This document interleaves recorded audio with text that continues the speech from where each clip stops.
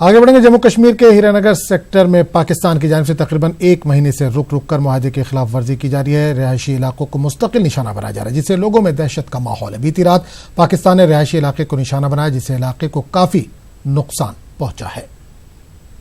हम बहुत ही परेशानी में है, क्योंकि पाकिस्तान की तरफ से जो सीज फायर है ये डेली हो रहा है।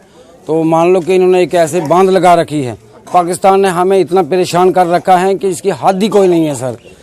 तो यहाँ पे आज रात को तकरीबन कोई 10:30-11 बजे शाहिद अली का घर है, यहाँ पे गोली पड़ी है सर। इसका पूरा घर जो है ये जलकर राख हो गया। पूरा सामान घर का लाखों का सामान था जो बिल्कुल जलकर राख हो गया है।